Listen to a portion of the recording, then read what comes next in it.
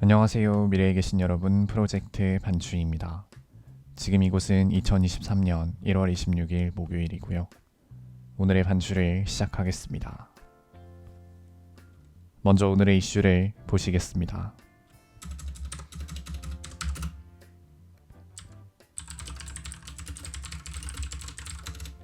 첫 번째 이슈는 여성가족부 비동의 간음죄입니다.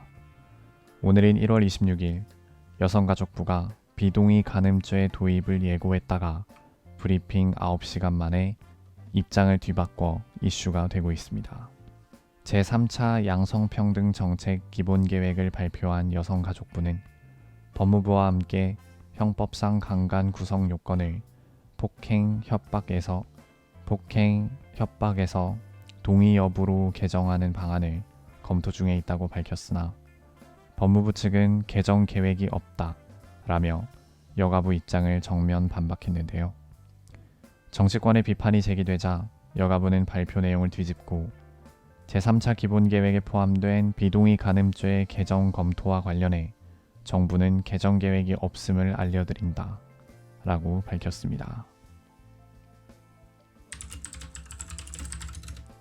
두 번째 이슈는 신해철 의사입니다. 오늘인 1월 26일 가수 신해철 씨를 숨지게 한 혐의로 징역형을 선고받았던 의사 강모 씨가 또 다른 의료과실 사건으로 실형을 선고받았습니다. 강모 씨가 신해철 씨를 사망에 이르게 했던 때는 2014년 10월이었고 이로 인해 2018년 5월 대법원에서 징역 1년을 선고받았었는데요.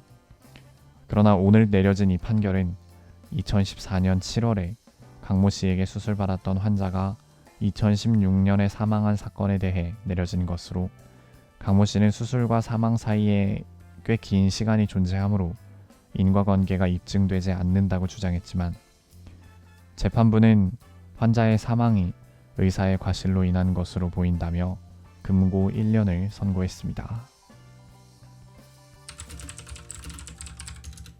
세 번째 이슈는 유엔사 무인기입니다. 유엔군 사령부가 무인기 침공 당시 무인기를 내려보낸 북한과 이에 맞대응한 우리 측 모두 정전협정 위반에 해당한다고 밝혔습니다. 유엔군 사령부는 홈페이지를 통해 남북 양측에서 발생한 영공 침범 사건에 대해 유엔군 사령부 군사정전위원회가 2022년 12월 26일부터 특별 조사를 진행했다.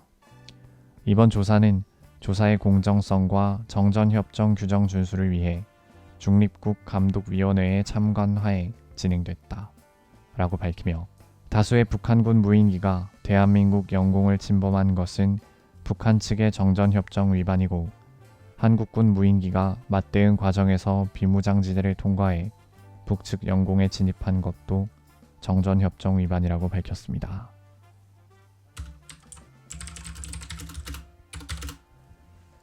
다음은 날짜별 테마를 보시겠습니다.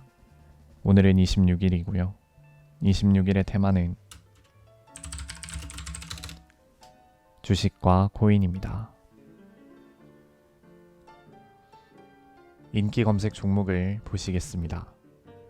1위는 삼성전자 63,900원, 2위는 카카오 63,700원, 3위는 코오롱 인더우 24,050원, 4위는 LG화학 68만 5천원, 5위는 유한양행 53,600원, 6위는 펄어비스 46,150원, 7위는 코덱스 배당성장 13,390원, 8위는 아리랑 고배당주 12,715원, 9위는 코덱스 레버리지 15,855원, 10위는 타이거 200 33,025원입니다.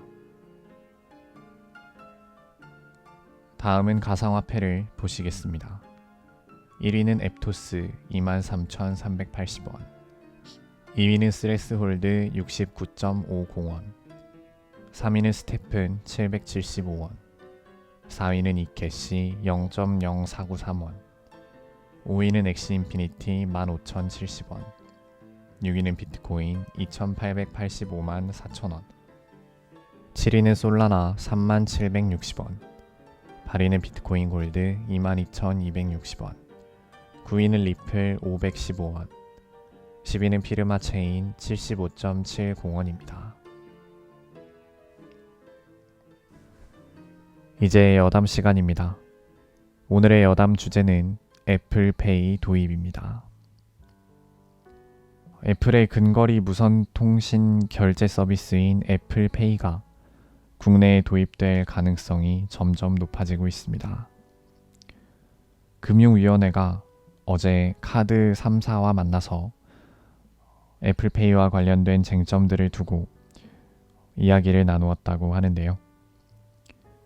2023년 1월 지금 현재 기준으로 스마트폰 종류에 대해서 좀 트렌드를 얘기를 해보자면 젊은 층은 거의 대다수가 아이폰을 쓰고 약간 나이가 좀 있으신 분들은 아이폰보다는 갤럭시나 다른 기종의 휴대폰을 선호하시는 그런 경향이 좀 있습니다. 그리고 또 이와 별개로 휴대폰 통화 녹음이 필요한 업무나 직업을 갖고 계신 분들은 또 갤럭시를 사용하시는 분들이 있는데요. 휴대폰 통화 녹음, 그러니까 아이폰은 불가능하고 갤럭시는 가능한, 그래서 갤럭시를 선택한 이런 사람들에게 또 다른 장점이 있냐라고 물어보면 또 적지 않은 사람들이 삼성페이가 너무 편리하다. 삼성페이를 쓰기 시작을 하면 지갑을 안 들고 다녀도 되니까 이거 없이 다시 아이폰으로 넘어가거나 아이폰을 구매를 하면 지갑을 들고 다녀야 되니까 이 생활을 벗어나기가 힘들 것 같다. 이런 얘기를 해주시는 분들이 꽤 있었습니다. 근데 이제 만약에 이런 관련 법들이 개정이 되고 규제가 완화가 돼서 국내 애플페이가 도입이 된다면 물론 이제 근데 이 애플페이는 NFC 방식이라고 하는데 이게 삼성페이랑은 또 좀 달라서 지금 모든 판매점에서 다 사용이 가능하지는 않을 것이다. 이런 얘기가 있는데 만약에 애플페이가 도입이 되고 상용화가 되면 판매점들도 이제 단말기 교체를 좀 하지 않을까 싶은데요. 만약 이렇게 애플페이가 도입이 돼서 지갑이 없는 편리함이 아이폰 사용자들에게도 찾아온다면 이 갤럭시를 사용할 큰 이유가 또 하나 사라지는 것이 아닌가 싶습니다. 물론 갤럭시도 충분히 훌륭한 핸드폰이지만 워낙 이 아이폰이 주는 그런 감성 이런 게 지금 젊은 세대에게 너무 크게 어필이 이미 된 상태라서 이 애플페이 도입이 또 다시 아이폰에게 큰 입지를 제공해 주지 않을까 싶습니다. 다음은 오늘의 날씨입니다.